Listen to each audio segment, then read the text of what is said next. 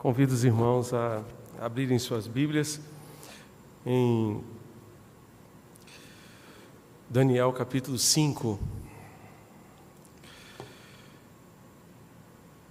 Daniel capítulo 5, enquanto os irmãos abrem suas Bíblias, eu gostaria apenas de corroborar com as palavras da Soraya, expressando a nossa gratidão à igreja, por todo o carinho que tem dispensado a ela e a nossa família, desde que aqui chegamos. Da maneira tão carinhosa e amorosa com que fomos acolhidos, nós somos muito agradecidos a todos os irmãos e irmãs. Daniel capítulo 5, a palavra de Deus nos diz o seguinte: o rei Belsazar deu um grande banquete a 1000 homens importantes no seu reino, e bebeu vinho na presença deles. Enquanto Belsazar bebia e apreciava o vinho, mandou trazer os utensílios de ouro e de prata que Nabucodonosor, o seu pai, havia tirado do templo de Jerusalém, para que ele, os homens importantes do reino e as mulheres e concubinas do rei os usassem para beber vinho. Então trouxeram os utensílios de ouro que haviam sido tirados do templo da casa de Deus em Jerusalém, e beberam neles o rei, os homens importantes do reino e as mulheres e concubinas do rei.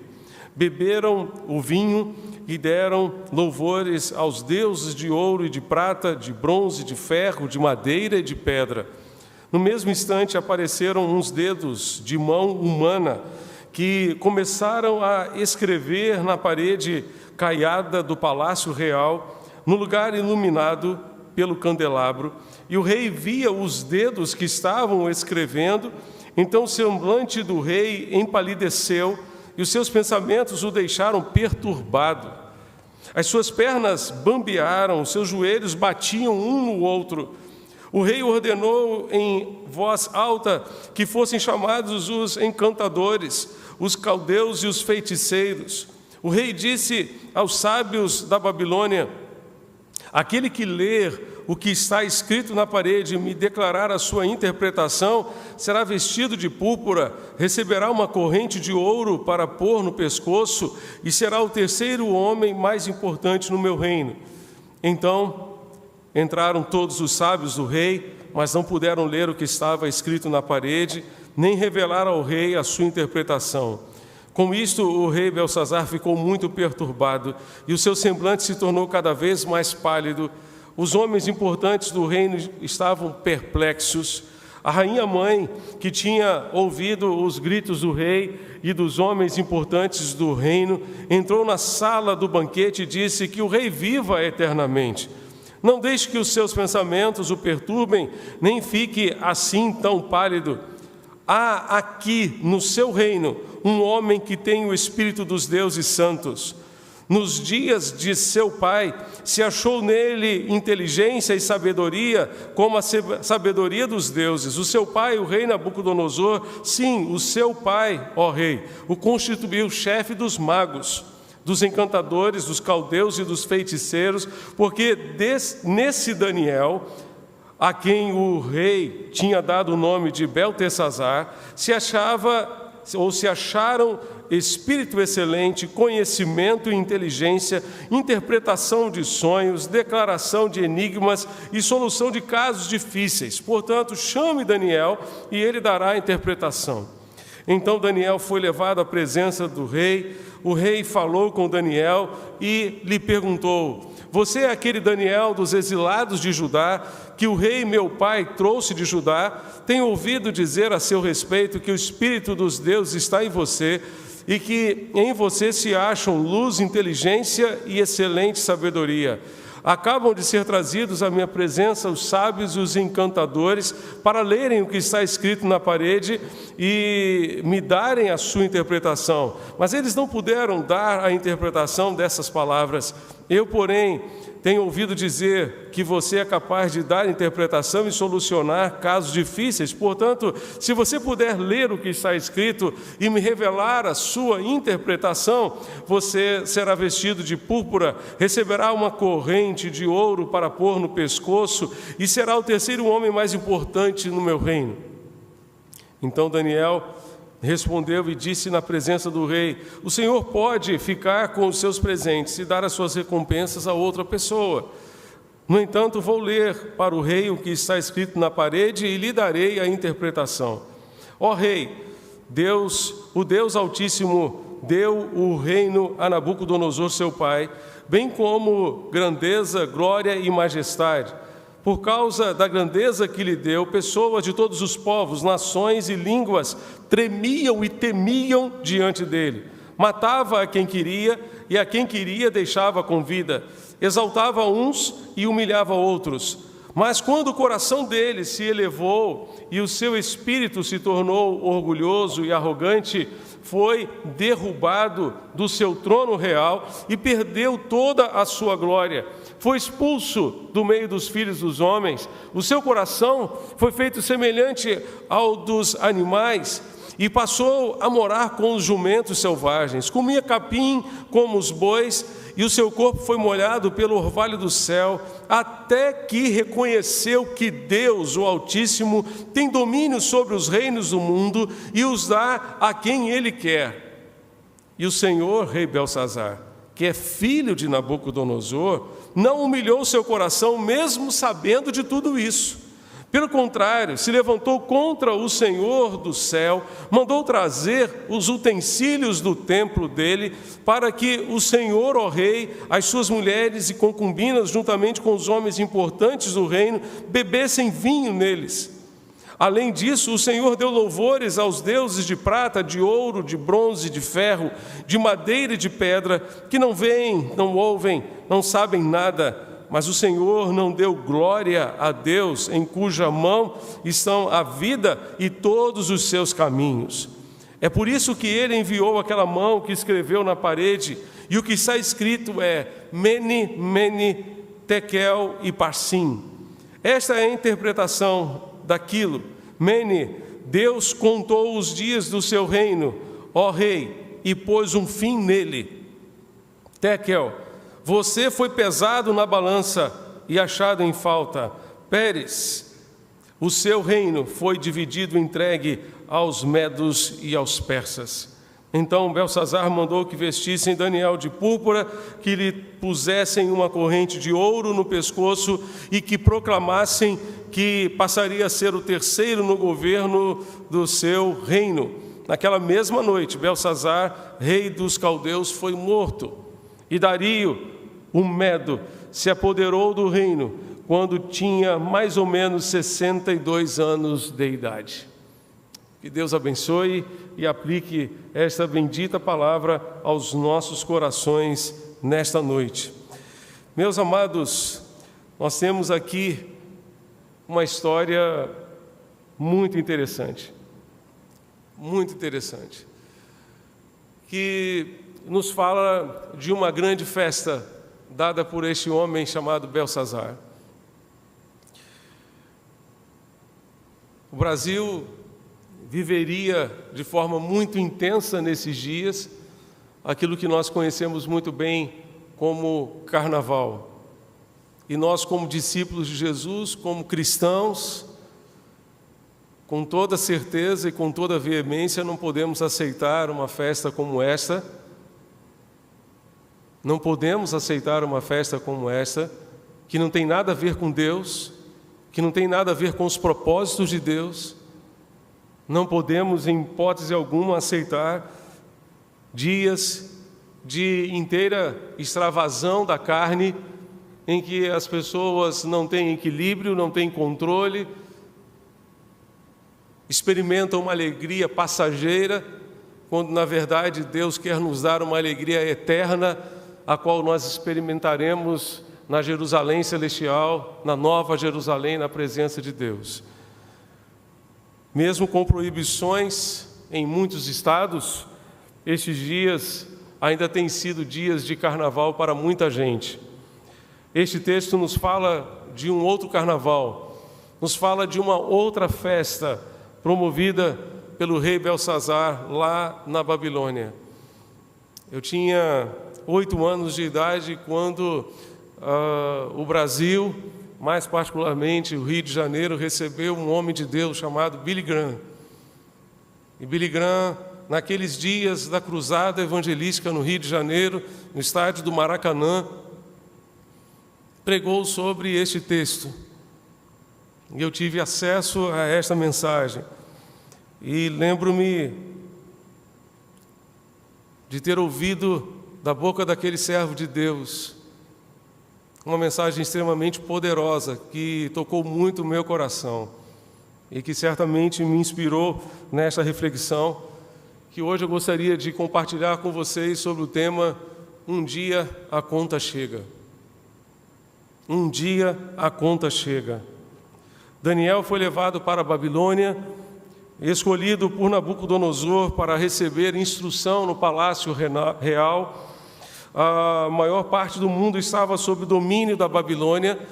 Depois de Nabucodonosor, seu filho Belsazar assentou-se no seu trono e, como disse Billy Graham, Belsazar era um homem rico, poderoso, orgulhoso, arrogante, egocêntrico. Ele dizia a todos: olhem, o meu grande império, estou dominando o mundo, eu sou o maior homem de todo o mundo. Deus odeia o orgulho e se agrada da humildade.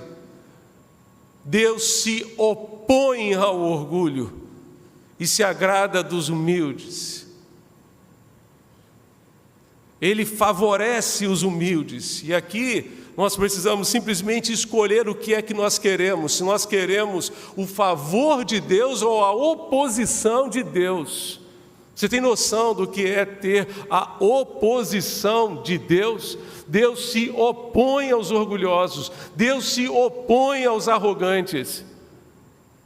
Dá, porém, graça, dá do seu favor aos humildes. Aos humildes. Certa vez Jesus contou uma parábola a respeito do fariseu e do publicano. Os dois foram ao templo para adorar a Deus, como nós estamos aqui. Um saiu justificado e o outro não. Aquele que vivia todo certinho perante a lei, que se orgulhava da sua justiça pessoal e dizia: graças te dou, ó Deus, que não sou um pecador como este que está aqui ao meu lado, publicano. Faço isso, faço aquilo. Jesus disse que o publicano, que humilhou-se na presença de Deus, e ao invés de se orgulhar diante de Deus, disse: Deus, sê propício a mim, pecador, tem misericórdia de mim, que sou um pecador. Este homem saiu da presença de Deus abençoado pelo Senhor. Deus concede graça aos humildes, mas se opõe aos orgulhosos. Belsazar resolveu dar esta grande festa que durou vários dias, como acontece nos dias de carnaval. Vá comigo ao texto, no verso 1, o texto nos diz que foi um grande banquete. Um banquete digno da realeza, um banquete digno do homem mais poderoso do mundo naquela época. Um grande banquete, a 1000 dos seus grandes homens, dos homens mais importantes do seu reino. Ele bebeu vinho na presença desses 1000 homens. O verso 2 nos diz que ele mandou trazer os vasos de ouro e de prata que Nabucodonosor, o seu pai, tinha tirado do templo que estava em Jerusalém, para que bebessem por eles o rei, os seus grandes e as suas mulheres e concubinas. O verso 4 nos diz que eles davam louvores aos deuses de ouro, de prata, de bronze, de ferro, de madeira e de pedra. Meus amados, eles beberam vinho nos vasos dedicados a Deus. Eles pegaram utensílios que eram utilizados antes no templo dedicado a Deus. Com aquela atitude, Belsazar estava debochando de Deus. Com aquela atitude, Belsazar estava afrontando a Deus, afrontando o Senhor. Meus amados, quando cometemos pecados, apesar da advertência de Deus, devemos estar certos que um dia esses pecados nos encontrarão, eles nos acharão numa curva da vida, numa esquina da vida, eles nos encontrarão. Justamente por isso o apóstolo Paulo disse: não se deixem enganar, de Deus não se zomba. Aquilo que o homem semear, isso também colherá. Gálatas capítulo 6, verso 7. De Deus não se zomba. Aquilo que o homem semear, aquilo que o homem plantar, isso ele há de colher. Se você semear no pecado, vai colher no juízo. Vai colher no juízo. O verso 6 do capítulo 5 de Daniel nos mostra como o rei ficou depois que viu uma mão com alguns dedos escrevendo na parede algumas palavras. Eu fico imaginando a reação daquele homem que se achava o tal, arrogante, de nariz empinado, quando ele vê de repente uma mão sem braço, com alguns dedos escrevendo na parede algumas palavras. Diz o verso 6, mudou-se o semblante do rei, os seus pensamentos o perturbaram, as juntas dos seus lombos se relaxaram, os seus joelhos batiam um no outro, ele começou a tremer da cabeça até os pés. Ele viu uma mão sem braço e ficou com medo. Aquele homem rico e poderoso, orgulhoso, ficou com medo, ficou amedrontado, perturbado. A pessoa que quiser continuar nos seus pecados deve ter a disposição de enfrentar o juízo. Creio que por isso o apóstolo João nos recomenda, na sua primeira carta, no capítulo 2, verso 28, filhinhos, agora permanecei nele, ou permaneçam nele, para que quando ele se manifestar, tenhamos confiança e não sejamos envergonhados diante dele na sua vinda. Permaneçamos nele, para que quando ele se manifestar, não fiquemos envergonhados diante dele na sua vinda. Amós capítulo 4, verso 12, nos alerta: prepara-te, ó Israel, para te encontrares com teu Deus. Prepara-te para te encontrares com teu Deus. Um dia estaremos diante do Senhor e precisaremos prestar contas. Precisaremos prestar contas. O rei Ezequias estava doente, sem ter perspectiva de cura, e o pastor Isaías chegou lá no palácio para fazer uma visita pastoral, e ao invés de dar uma palavra de conforto, o pastor profeta Isaías parece que jogou uma pá de cal em cima do rei Ezequias. Ele disse: ponha em ordem a sua casa, porque certamente você morrerá, não viverá. Ponha em ordem a sua casa. Que Deus nos ajude a colocar em ordem a nossa vida, porque a eternidade é algo da qual nós não podemos fugir.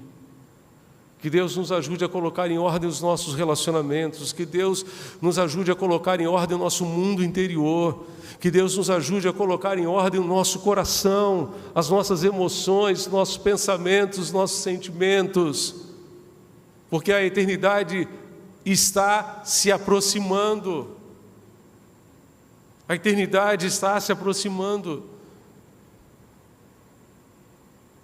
Meus amados, eu não sei, sinceramente, quanto tempo ainda teremos neste mundo,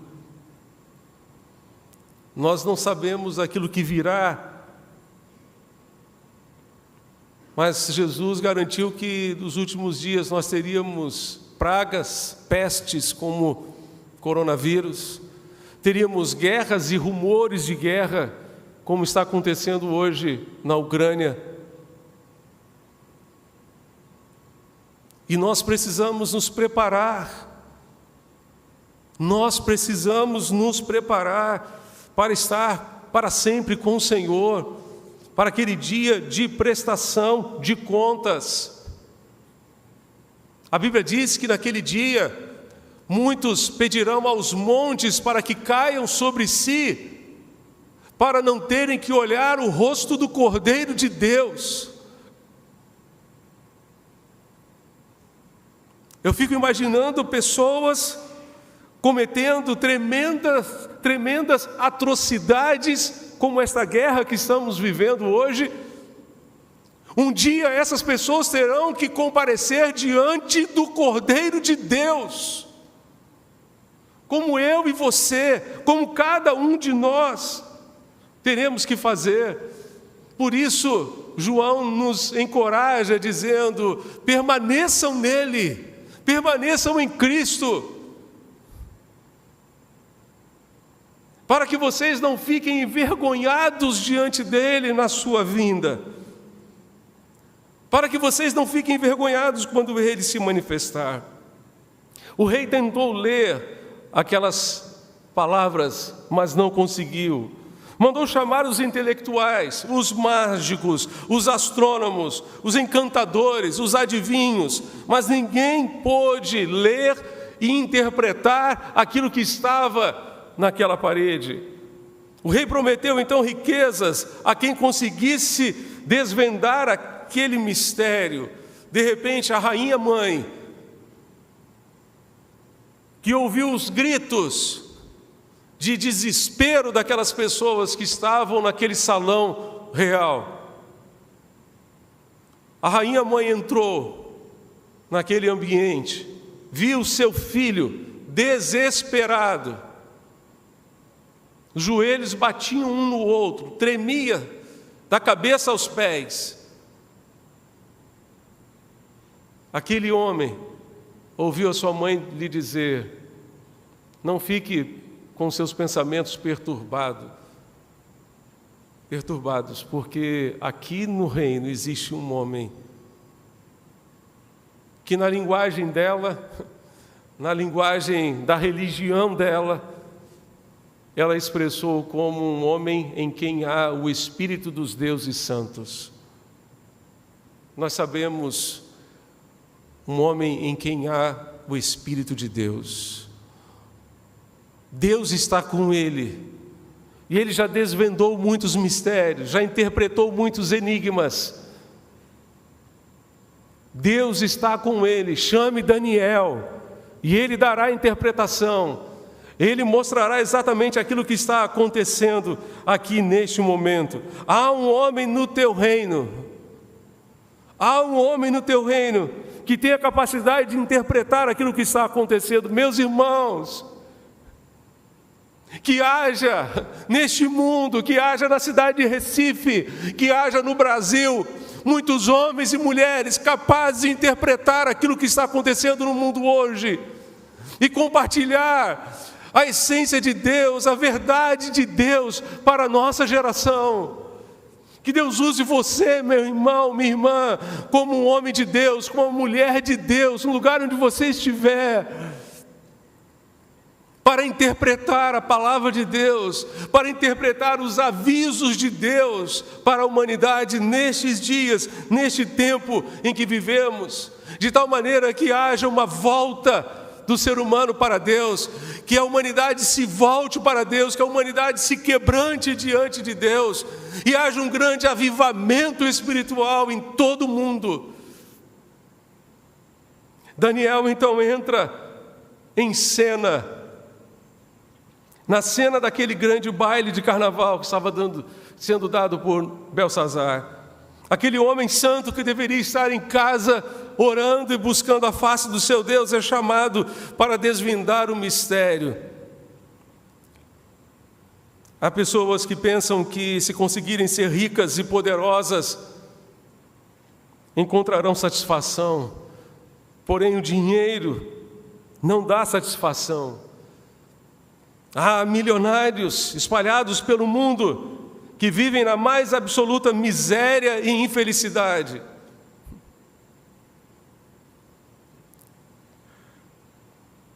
O rei não achou a verdade nos prazeres, mas Daniel achou a verdade em Deus. E Daniel disse ao rei: este escrito vem de Deus. Que palavra preciosa! Este escrito vem de Deus. O que está escrito nesta parede é algo de Deus, é palavra de Deus para você. Este escrito vem de Deus. Você se levantou contra Deus e Deus irá julgá-lo. Você não glorificou a Deus e não reconheceu a sua existência. Este escrito vem de Deus, era uma mensagem de Deus para aquele rei orgulhoso e arrogante. A conta chegou. Em outras palavras, era isso que Daniel estava dizendo, uma linguagem dos nossos dias: a conta chegou. Muitas vezes achamos que a conta nunca chegará. Vivemos a nossa vida como se nunca tivéssemos que prestar contas. Aliás, prestar contas é algo difícil para todos nós. Mas quando nós nos submetemos a Deus e aqueles que Deus colocou diante de nós, com certeza seremos bem-sucedidos. A conta chegou para Beltsazar, e eu devo dizer a você que ela chegará também para mim e para você. Ela chegará para cada um de nós. Um dia teremos que prestar contas a Deus. Um dia teremos que prestar contas a Deus das nossas atitudes, das nossas palavras, das nossas ações e das nossas reações. Jesus disse: digo a vocês que no dia do juízo as pessoas darão conta de toda palavra fútil, inútil que proferirem, porque pelas suas palavras você será justificado, pelas suas palavras você será condenado. No dia do juízo teremos que dar conta de todas as palavras que proferimos, palavras fúteis, palavras inúteis. Um dia estaremos diante de Deus, diante do Cordeiro de Deus. É interessante perceber que Deus, como vimos no domingo passado à noite, Deus quebrantou Nabucodonosor. Deus quebrantou Nabucodonosor. No capítulo 4 você encontra a história. E Daniel cita essa experiência de Nabucodonosor no capítulo 5. A sentença sobre Nabucodonosor cumpriu-se imediatamente. Ele foi expulso do meio dos homens e passou a comer capim como os bois. Seu corpo molhou-se com o orvalho do céu, até os seus cabelos e pelos cresceram como as penas da águia, as suas unhas como garras das aves. Mesmo vendo e sabendo de tudo isso, mesmo acompanhando a situação do seu pai, Beltsazar não se humilhou, não se quebrantou. O seu pai, depois dessa experiência, tornou-se um adorador e procurou bendizer o nome do Senhor nosso Deus. Mas Beltsazar, seu filho, não fez isso. Continuou arrogante, continuou orgulhoso, não alimentou um sentimento diferente no seu coração. Ele se achava tão forte, tão poderoso, que jamais poderia imaginar que alguma coisa ruim aconteceria no seu império. Esse é o sentimento que brota no coração quando não olhamos para nós mesmos, quando não percebemos o quanto somos pecadores e falíveis. O verso 22, Daniel vai dizer: a sua majestade, o rei Beltsazar, o Senhor que é filho de Nabucodonosor, não humilhou o seu coração, mesmo sabendo de tudo isso que aconteceu com seu pai. Mas o Senhor, no verso 23, não deu glória a Deus, em cuja mão está a sua vida e todos os seus caminhos.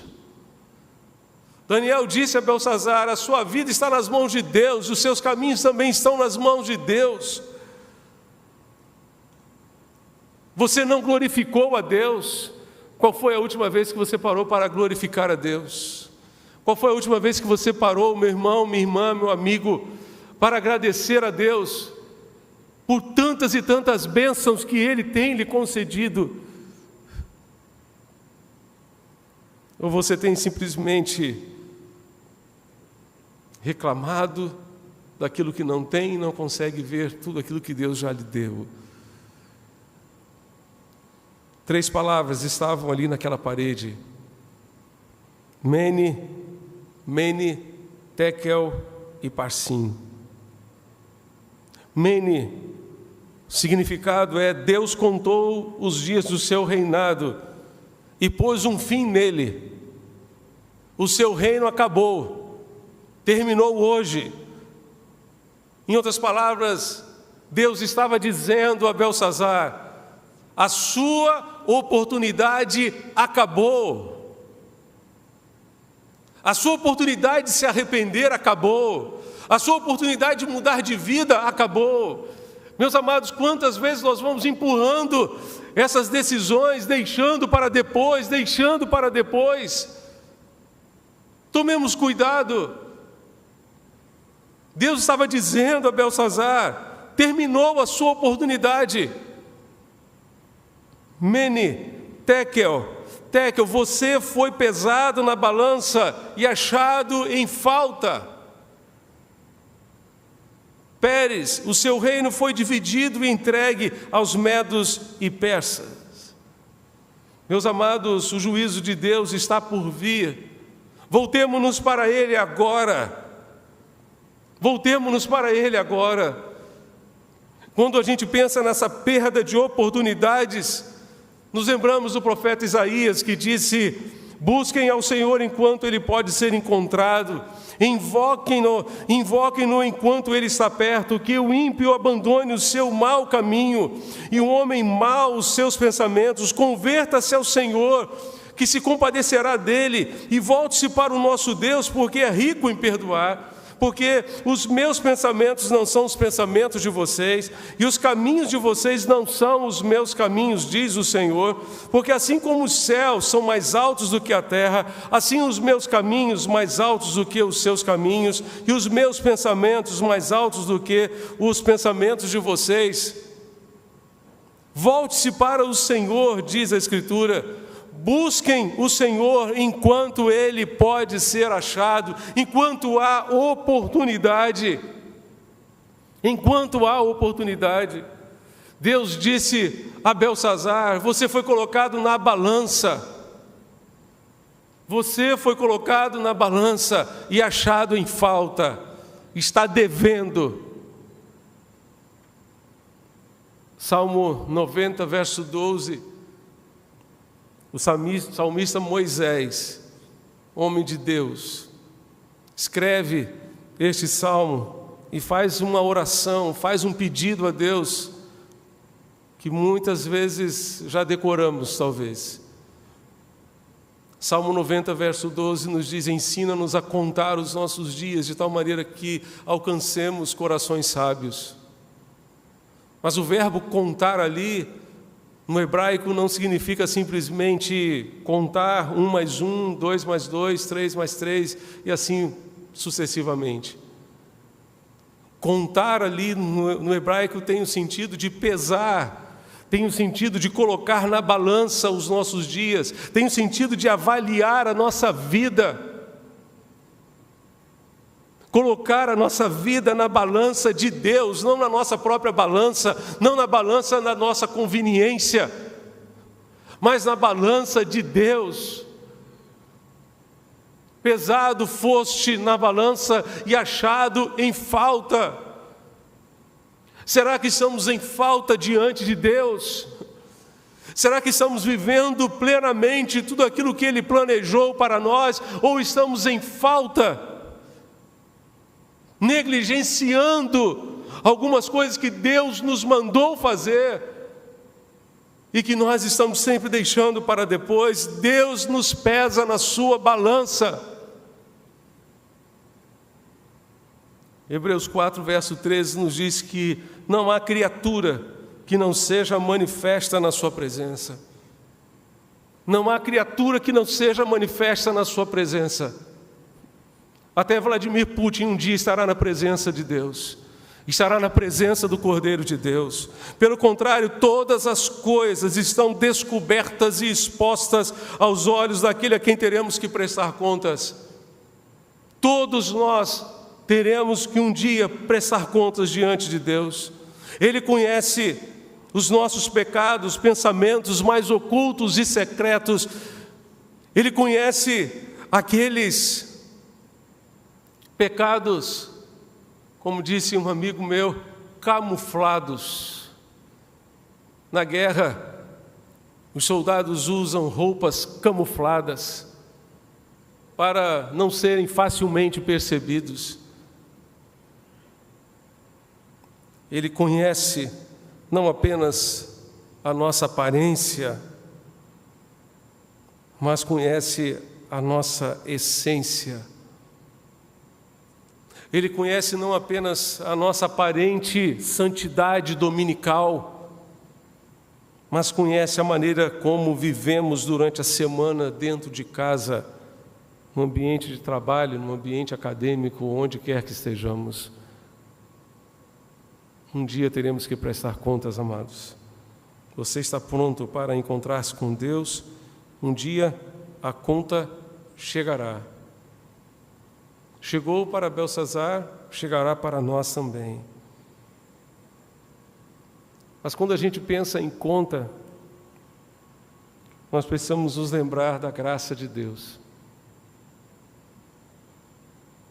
Porque nenhum de nós seria suficientemente capaz de pagar a sua conta.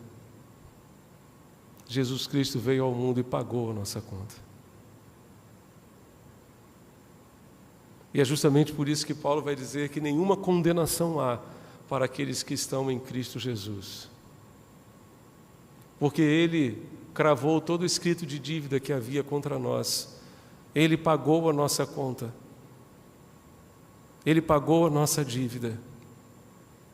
E quando nós cremos naquilo que Ele fez por nós, nós temos o perdão, nós temos a libertação das nossas dívidas. Somos pecadores que merecem a condenação do juízo de Deus, porém, no seu infinito amor, este mesmo Deus nos oferece perdão e graça por meio do seu Filho Jesus Cristo. Naquela mesma noite, os persas invadiram a Babilônia, mataram Belsazar.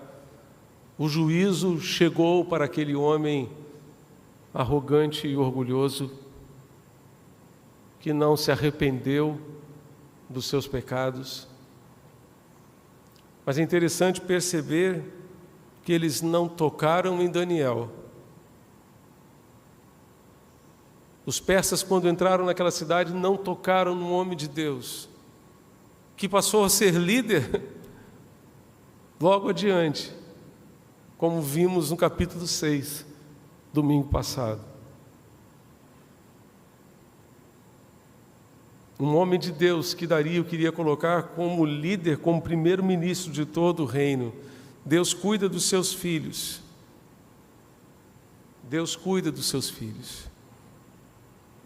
Só há um lugar seguro para nós, junto à cruz de Cristo.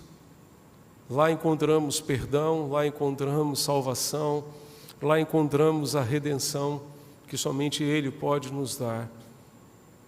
E por isso, confiados no sacrifício de Jesus ali na cruz, nós teremos o perdão das nossas contas. Nós teremos a certeza de que Jesus já a pagou.